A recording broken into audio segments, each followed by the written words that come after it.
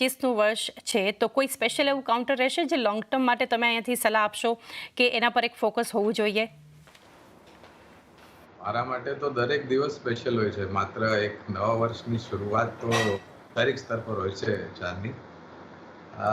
પણ મને લાગે છે કે હોસ્પિટાલિટી સેક્ટર જે છે હોટલ્સમાં એ બહુ જ આકર્ષક લાગે છે. જે રીતના કોવિડ બાદ રૂમના ભાડાઓમાં વૃદ્ધિ થઈ છે, જે રીતના લોકો પ્રવાસ કરી રહ્યા છે માત્ર પોતાના કામકાજને લઈને પણ નહીં, પણ એક રજાઓ માટે, જે રીતના તીર્થ સ્થળ નવા બની રહ્યા છે, લોકોએ ત્યાં આગળ બી પ્રવાસ કરી રહ્યા છે.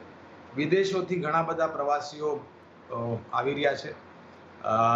લગ્ન અને તહેવારોની સિઝનમાં બેન્ક્વેટ હોલની જે આવક છે એમાં વૃદ્ધિ થઈ રહી છે ને આવનારા સમયમાં કદાચ બીજા 15% આસપાસની વૃદ્ધિ રૂમના ભાડાઓમાં થાય એવું અનુમાન અને ટિપ્પણીઓ કરી છે. તો એ બધું ધ્યાનમાં રાખતા ઇન્ડિયન હોટેલ્સ મારા ખ્યાલથી વર્ષ 2024 અને 24માં ખાસ કરીને જ્યારે ઓક્ટોબર પછી થોડી અનિશ્ચિતતાના વાતાવરણ હતા, પણ ઇન્ડિયન હોટેલ્સે બહુ જ સારું પ્રદર્શન કર્યું છે આંકડાઓના આધાર પર. અને જે રીતના નવી હોટેલ્સ અને જે હોટેલ્સ મોજૂદ છે એમાં રૂમની સંખ્યાઓ વધારવાની બી વાતો કરી છે, કેપેક્સની વાતો કરી છે. તો આ એક મિડ કેપ સ્ટોક છે હોસ્પિટાલિટી ક્ષેત્રમાં, જ્યાં આગળ અમને પાયાના મતે સારો લાગે છે અને ખરીદારીની ભલામણ છે ઇન્ડિયન હોટેલ્સ. ઓકે.